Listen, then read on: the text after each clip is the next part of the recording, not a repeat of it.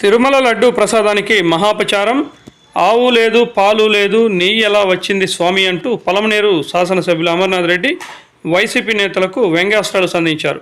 చిత్తూరు జిల్లా పలమనేరు నియోజకవర్గం టీటీడీ కల్తీ నెయ్యి వ్యవహారం అంశంపై మహాపాపం నిజం పేరిట ఎమ్మెల్యే అమర్నాథ్ రెడ్డి ఆధ్వర్యంలో శుక్రవారం పలమనేరులో కూటమి నేతలు భారీ ర్యాలీ నిర్వహించారు. ఈ సందర్భంగా పట్టణంలోని టవర్ క్లాక్ సర్కిల్ నుండి గంగమ్మ గుడి మీదుగా స్థానిక కళ్యాణ వెంకటరమణ స్వామి ఆలయం వరకు భారీ ర్యాలీ చేపట్టారు. అనంతరం ఆలయం శుద్ధి ప్రత్యేక పూజలు నిర్వహించారు. ఆలయం వెలుపల మీడియాతో మాట్లాడిన ఎమ్మెల్యే, ప్రపంచంలోనే అత్యధిక మంది నమ్మే దైవం కలియుగ శ్రీ వెంకటేశ్వర స్వామి. ఆయనకు సమర్పించే లడ్డూ ప్రసాదం ఎంతో విలువైనది కావడంతో పాటు ప్రసిద్ధి చెందిందన్నారు. అటువంటి మహాప్రసాదానికి వైకాపా ప్రభుత్వ హయాంలో మహాపచారం జరిగిందన్నారు. గతంలో తాము ప్రతిపక్షంలో ఉన్నప్పుడే తిరుమల స్వామివారి లడ్డూ వ్యవహారంలో కల్తీ జరుగుతోందని అనుమానం వ్యక్తం చేశామని, ఆనాడు తాము చెప్పినట్టుగానే నేడు సుప్రీంకోర్టు ఆధ్వర్యంలో సిట్ దర్యాప్తు సంస్థ నిగ్గు తేల్చిందన్నారు. అప్పటి టీటీడీ పాలకవర్గం నిబంధనలకు పాత్ర వేసి పాల సేకరణే చేపట్టని డొల్ల సంస్థకు నెయ్యి సరఫరా అనుమతులు ఇచ్చారన్నారు. పాల సేకరణ చేయని డైరీలు నెయ్యి ఎలా సరఫరా చేస్తాయో అర్థం కావడం లేదని, భగవంతుడికి జరిగిన అపచారంపై విచారణ వ్యక్తం చేయకపోగా వైకాపా నేతలు నోటికొచ్చిందల్లా మాట్లాడుతుండడాన్ని బట్టి చూస్తే భగవంతుడిపై, ధర్మంపై వారికున్న చిత్తశుద్ధి అర్థమవుతుందని అన్నారు. కల్తీ నెయ్యి కాదని వాదించే వైవి సుబ్బారెడ్డి, ఆయన పిఏ ఖాతాలోకి ఆ సంస్థల నుంచి కోట్ల రూపాయలు ఎలా వచ్చాయో ప్రజలకు తెలియజేయాల్సిన బాధ్యత ఉందన్నారు. ఇక వ్యవహారంపై విమర్శలు చేసే వైకాపా నేతల జగన్ హిందువు అని ధైర్యంగా చెప్పగలరా అని సవాల్ విసిరారు. గత ప్రభుత్వంలో అన్ని రకాల కల్తీలతో కోట్లు దోచుకున్నారని, భగవంతుని వద్ద దోచుకోవడం బాధాకరమన్నారు.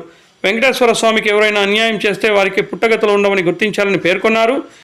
కల్తీ నెయ్యి తయారు చేసిన వారిని వెంటనే, కొండమైన మోసాలు పాలైన వారిని వెంటనే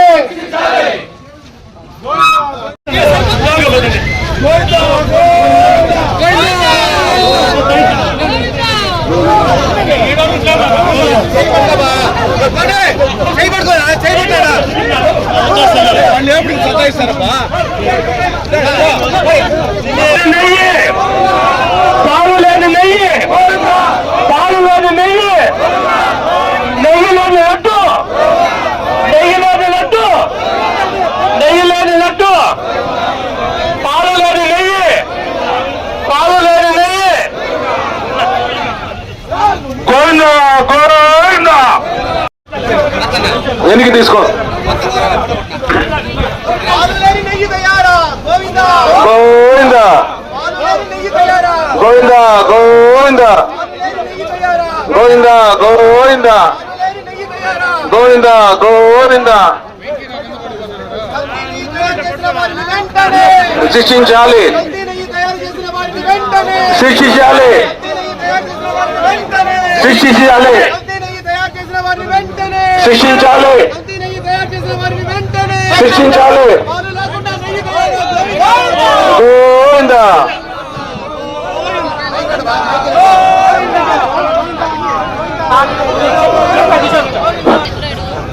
పాలు లేకుండా నెయ్యి తయారా, పాలు లేకుండా నెయ్యి తయారా, పాలు లేకుండా నెయ్యి తయారా. గోవింద గోవింద పాలు లేని నెయ్యి, పాలు లేని నెయ్యి, కల్తీ నెయ్యి, కల్తీ నెయ్యి. దేవుడికి ఎగనామలు పెట్టినా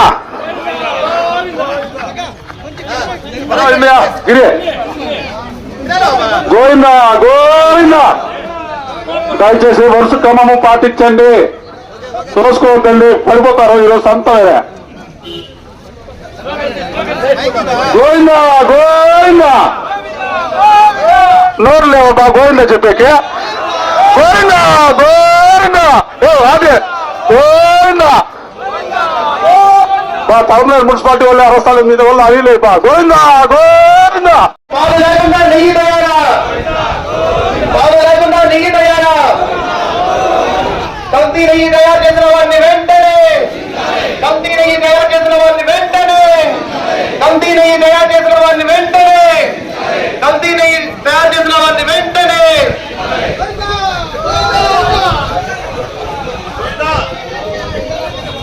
పాలు లేకుండా నెయ్యి తయారా.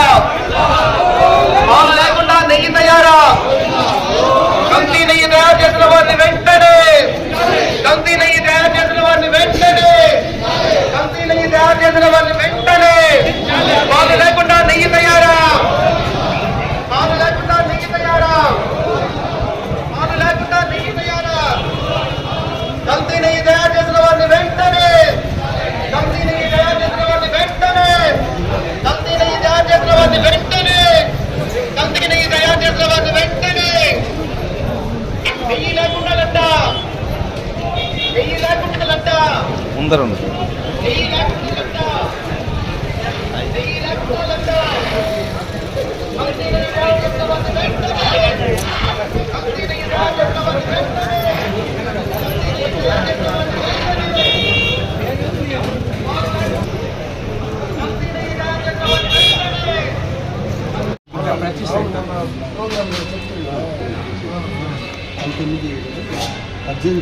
కదా.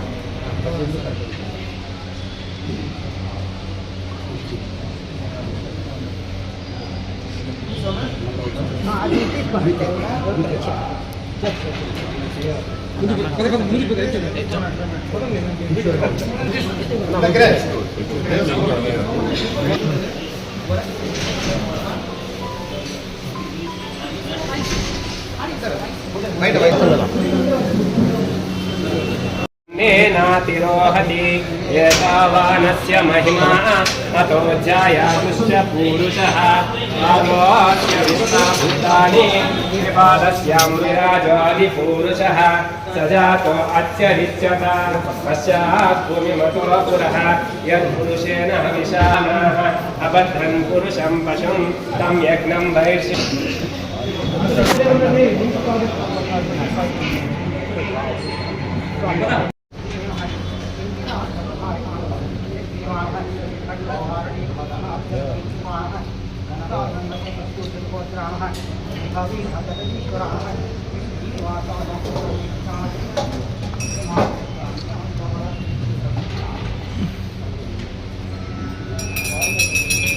ఏడుకొండరమణ వెంకటరమణ గోవింద గోవింద గోవింద గోవింద గోవింద గోవింద గోవింద గోవింద.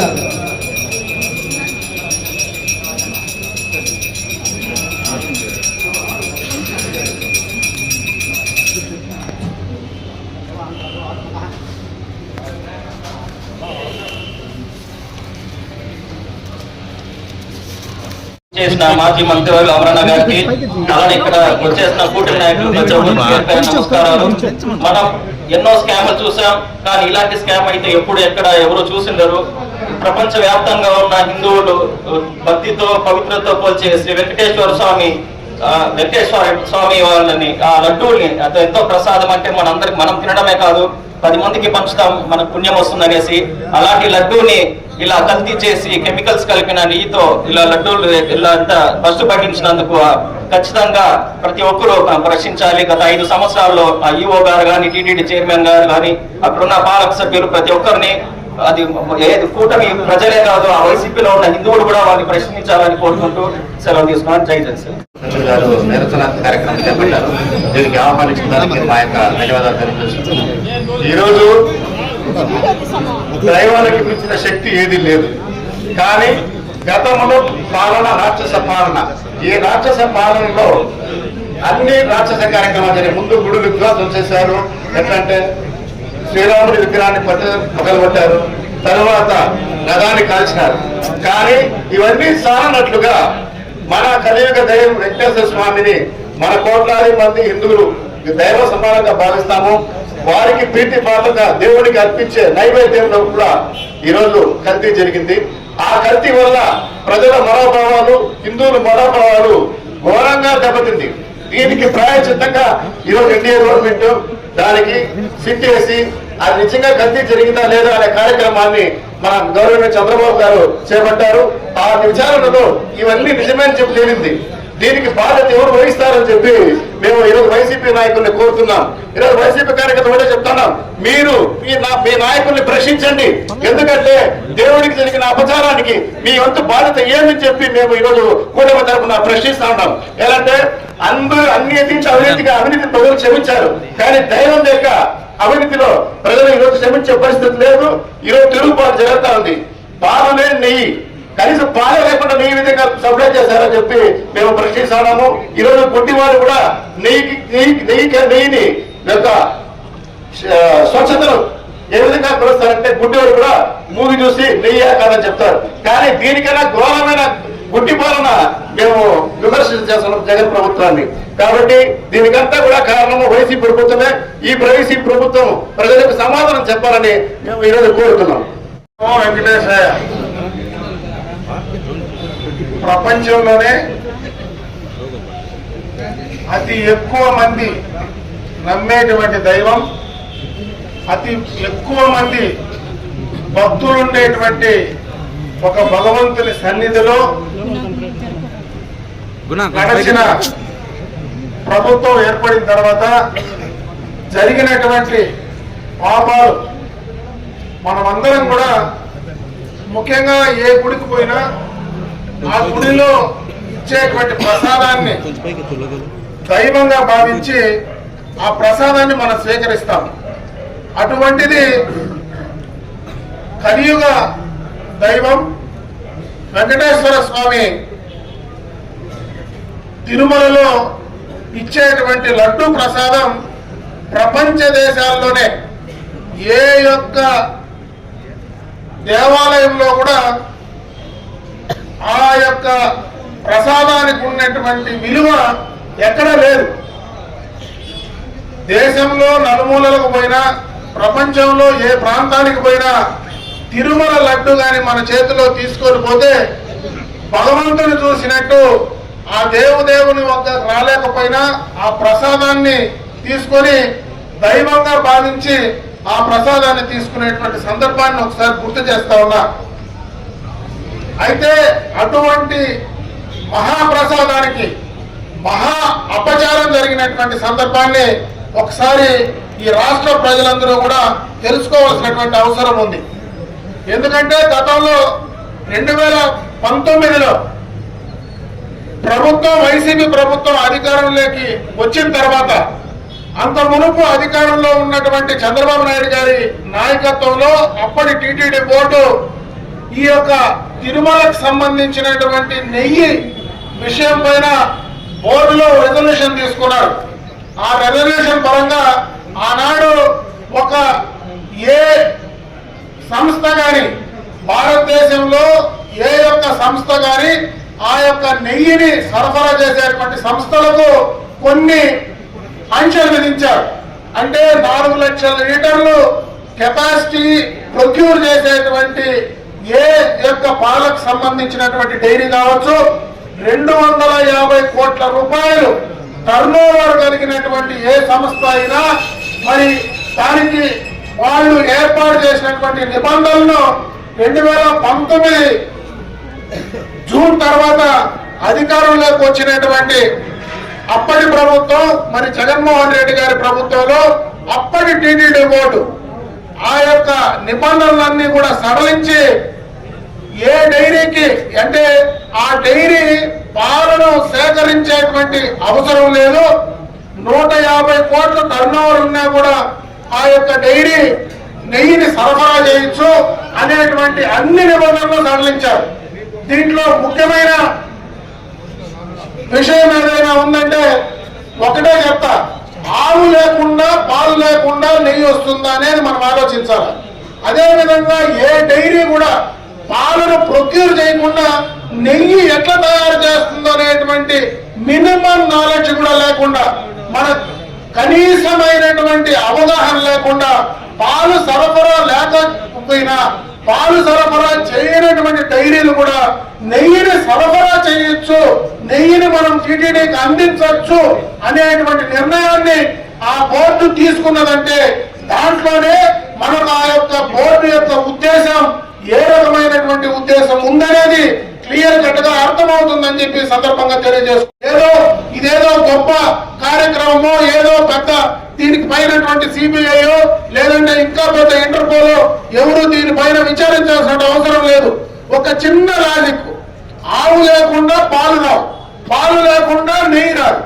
అంటే పాలు సరఫరా చేసుకోకుండా ఉండే డైరీలో నెయ్యి ఎట్లా సరఫరా చేస్తారనేటువంటి విషయాన్ని కనీస అవగాహన లేకుండా ఈ రోజు ఆ పార్టీ నాయకులు కానీ ఆ పెద్దలు కానీ మాట్లాడుతూ ఉంటే వాళ్ళని ఏమనాలో నాకు అర్థం కావడం లేదు.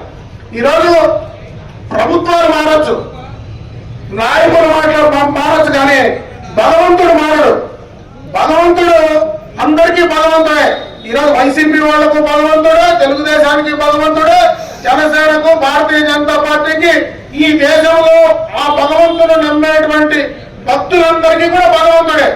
ఆ భగవంతుడికి జరిగినటువంటి అపచారాన్ని ఎందుకు జరిగిందని ఆలోచించకుండా ఈ రోజు వాళ్ళు మాట్లాడుతూ ఉంటే వాళ్ళ కనీసం ఆ భగవంతుని పైన ధర్మాన్ని పైన ఏమైనా అవగాహన ఉందా, ఆలోచన ఉందా అనేది ఈ రోజు రాష్ట్ర ప్రజలు ఆలోచించాలని చెప్పి నేను ఈ సందర్భంగా తెలియజేసుకుంటున్నా.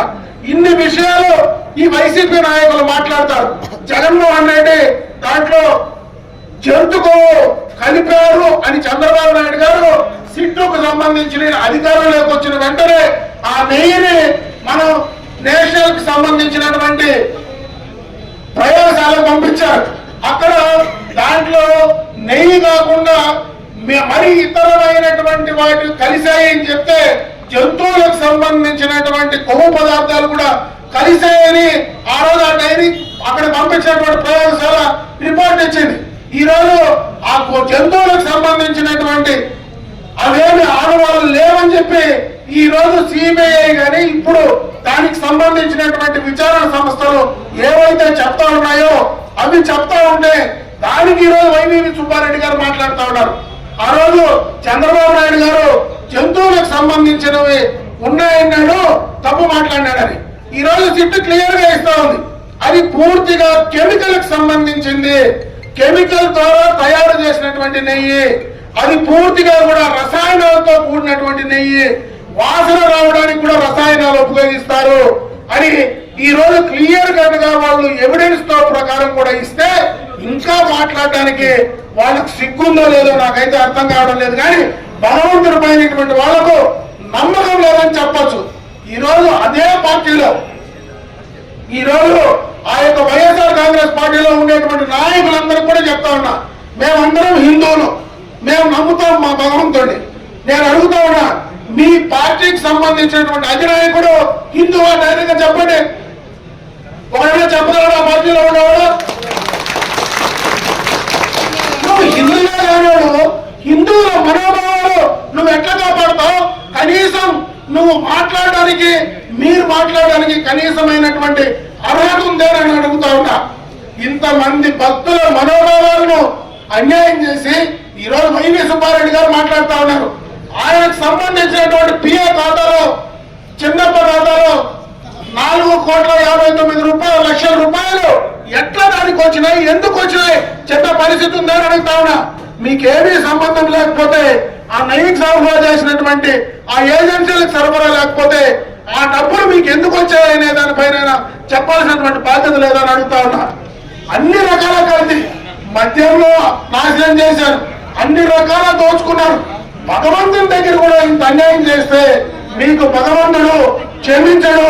మరీ ముఖ్యంగా తిరుపతి దేవస్థానం శ్రీ వెంకటేశ్వర స్వామికి ఎవరైనా అన్యాయం చేస్తే వాళ్లకు పుట్టగతులే ఉండమనే విషయాన్ని గుర్తుంచుకోవాలని చెప్పి సందర్భంగా తెలియజేసుకుంటా ఉన్నా. ఇప్పటికైనా ముందు తెచ్చుకోండి. ఈ రోజు మేము ఏదో రాజకీయంగా చేసేటువంటి కార్యక్రమం కాదు. ఈ రోజు ఇంతమంది చేశారంటే రాజకీయం కోసమే రాలేదు. భగవంతుడి పైన నమ్మకాన్ని పెంచుకోవడానికి వచ్చాం. భగవంతుడికి జరిగినటువంటి అపచారానికి శుద్ధి చేసే కార్యక్రమానికి ఈ రోజు మేము వచ్చాం. కానీ ఇదేదో రాజకీయం చేసేది కాదు. మీకు నిజంగా దేవుడి పైన భక్తుంటే మీరు క్షమాపణ చెప్పి చేసిన తప్పులు ఒప్పుకుంటే కనీసం ఆ భగవంతుడు మిమ్మల్ని క్షమిస్తాడు. కానీ లేకపోతే ఆ భగవంతుడు మిమ్మల్ని క్షమించేటువంటి పరిస్థితి లేదు. ఈ ప్రశ్నలకు మీరు ఎన్ని చెప్పినా, ఎన్ని చోట్ల ఏం మాట్లాడినా ఆ రోజు సిట్టేస్తే అదేదో చంద్రబాబు నాయుడు గారి జేబు సంస్థలు మాట్లాడినారు. ఈ రోజు సుప్రీంకోర్టు నేరుగా సిబిఐకి ఇచ్చి సిబిఐ ద్వారా విచారించి నిజ నిజాలు నిగ్గుదల్చారు. కనీసం ఇప్పటికైనా బుద్ధి తెచ్చుకొని మీరు న్యాయంగా, నీతిగా ఆ యొక్క ధర్మాన్ని నమ్ముకునేటువంటి హిందువుల మనోభావాలను దెబ్బతీయకుండా ముందుకు పోవాల్సిందిగా నేను ఈ సందర్భంగా ఆ పార్టీ నాయకులకు హెచ్చరిస్తూ, ఇంకొకసారి దయచేసి మీరెవరు భగవంతుని గురించి మాట్లాడేటువంటి సాహసం కూడా చేయొద్దు. నిజంగా భగవంతుని పైన నమ్మకం ఉంటే తప్పు ఒప్పుకొని చెంపలేసుకొని, భగవంతుడు జరిగినటువంటి అన్యాయం మీ యొక్క హయాంలో జరిగింది కాబట్టి మీరు ఆ అన్యాయానికి క్షమాపణ చెప్తే ఖచ్చితంగా భగవంతుడు మీకు సహాయం చేస్తాడని చెప్పి తెలియజేసుకుంటూ సెలవు తీసుకుంటూ ఉన్నాను.